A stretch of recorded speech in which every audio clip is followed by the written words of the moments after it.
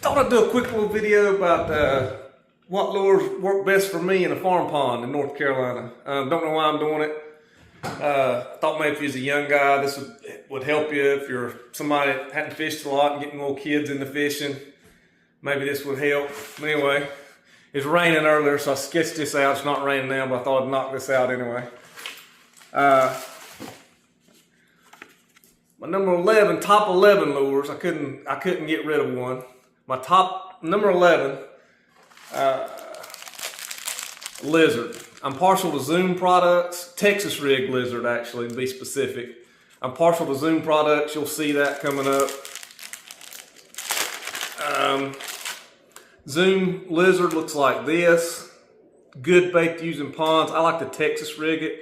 I run a hook through here, and Texas rig basically is just a bullet weight sinker on top of the line to the hook.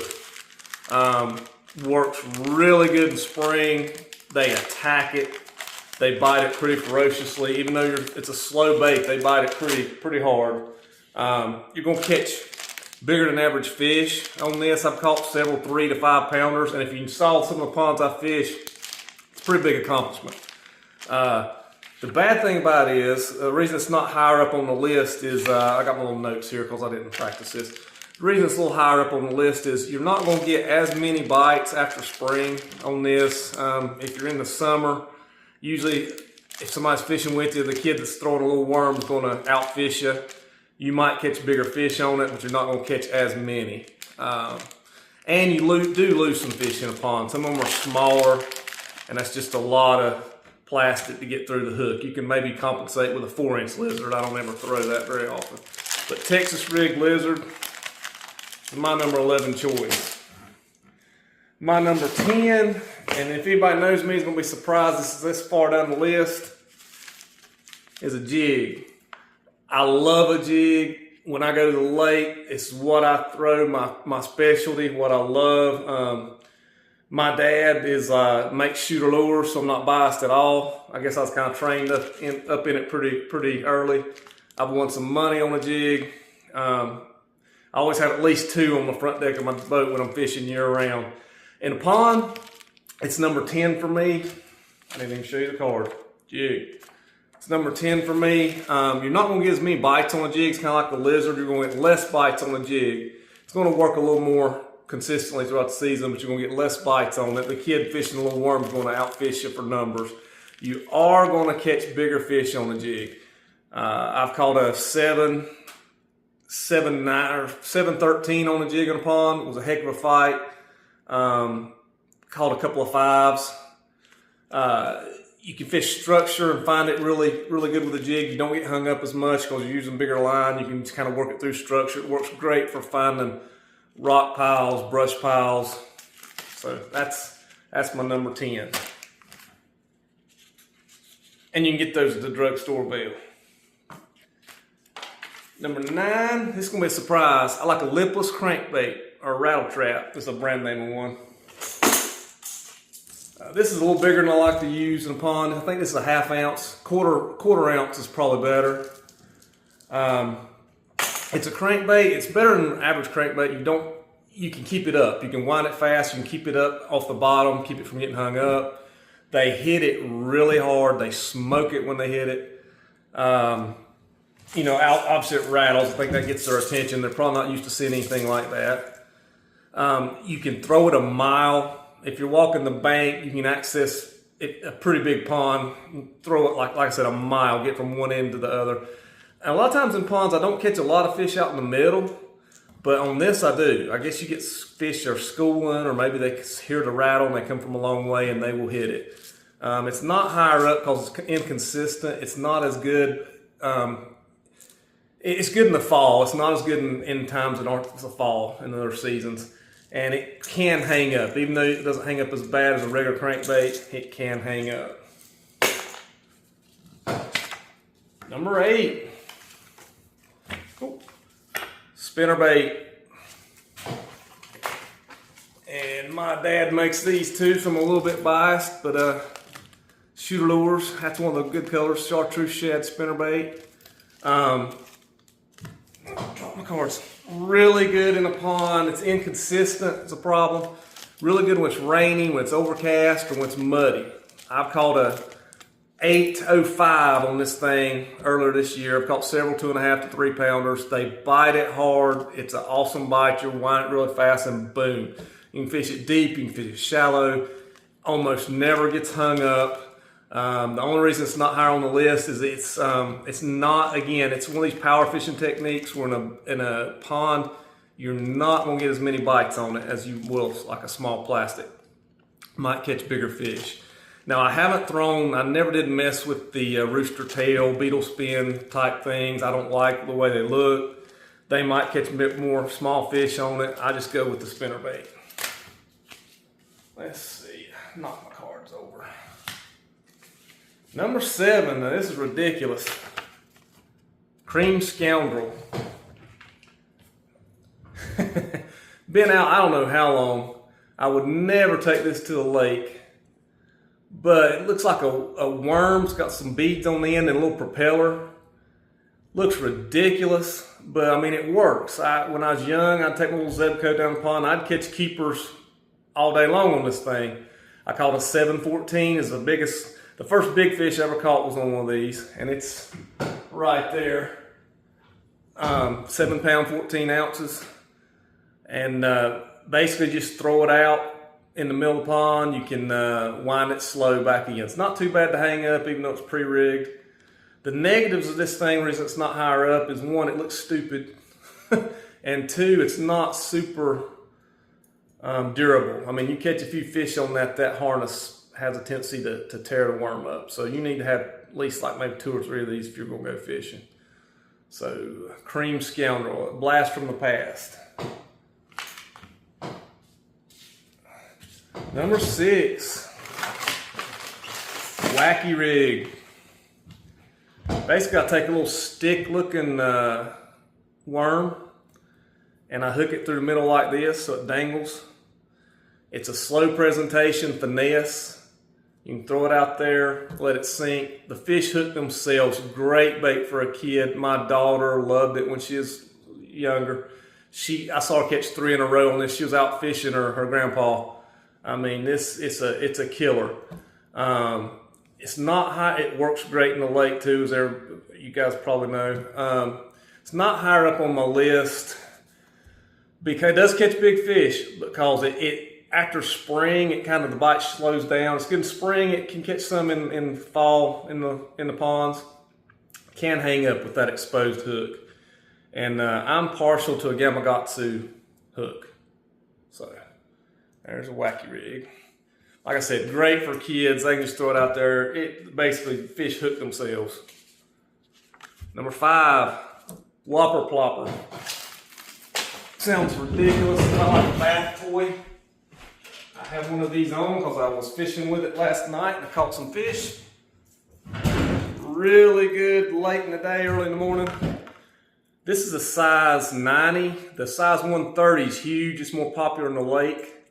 In the lake, I like a buzzbait better, but in a pond, I like a Whopper plopper better. They seem to bite. I seem to get more bites.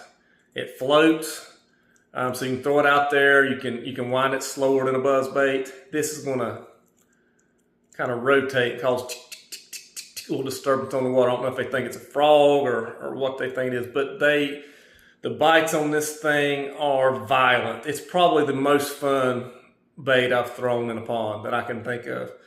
I hadn't caught any huge ones on there, but I think that's just, I haven't caught any huge ones on it yet. It's not higher up because it is a little inconsistent. It's better in the summer and fall. Winter, spring's not quite as good. And they're either on it or they're not. You're either going to catch a ton on it or you're not going to catch crap, I found. But the Whopper plopper 90. Okay.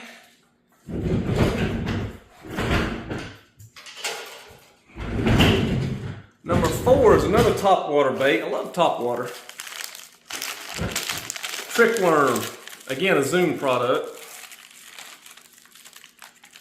That Wacky rig was not a Zoom product. It was you can get, the Strike King, I think it's the Ocho. You can get the Cinco, and you can get the Yum Dinger. Another problem with the Wacky rig, going back to that, was it's kind of expensive. These things get torn up really easily.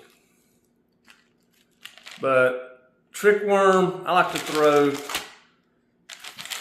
let's see, I like to throw the pink. There's some people like the methylate. You can throw any color. I don't think color in a pond matters as much as it does in the lake. Rig it with like a 4/0 hook, I believe. Weightless. You just throw it out there, twitch it on the surface or under the surface. Topwater bait. It's kind of fun to fish. You get a ton of bites on this thing. The problem is you get probably more bites than you do on a Whopper plopper, but you don't get as high a percentage in, because a lot of the fish are small.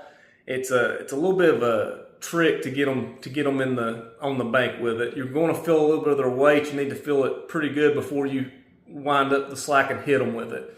And even then, some of the fish in the pond are so small, it's hard to hook them. But you will catch a lot of fish on that in the pond. It's not going to work in the wintertime. That's why it's not further up. But 4 is pretty good. Number 3, shaky head.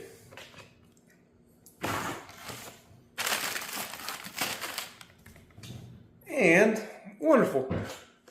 I do not have my finesse worm. Anyway, this is a shaky head. There are different kinds. This has a little screw lock on it. I like to take a zoom finesse worm, sometimes a bite just to maybe a 1/4 inch or less off the tip before I get a kind of a flat end on the head.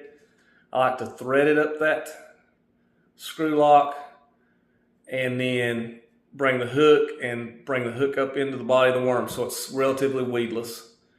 There's other ones where the hook is exposed. I don't like those quite as good.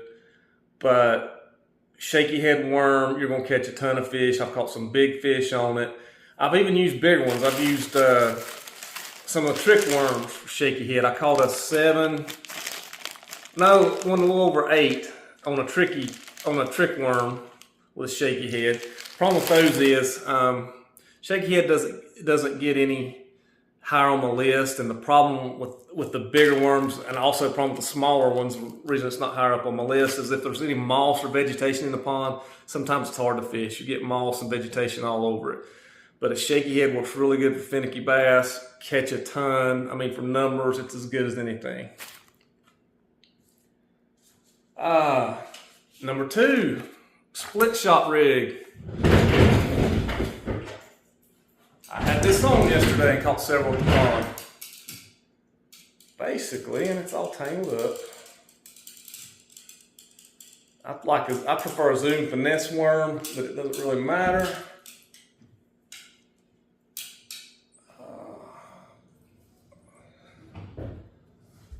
Rig the hook on it that way, weedless. And I put the weight or a split shot higher up the line. You can experiment just barely above the line or a little higher up the line. I like this because you get a lot of bites on it. Also, I like it because if the pond has a lot of moss or vegetation on it, you can sometimes get by with this where you can't with a shaky head, because some of the moss and vegetation will get around the little weight, but it will leave the worm alone. So you can still drag it over rock or over the bottom, and the worm is over here not really getting into the vegetation, and you will get bites. The only negative of this is I haven't caught any huge fish on it in the pond, but I've caught a lot of them. So it's easy to throw. So that's my number 2 choice.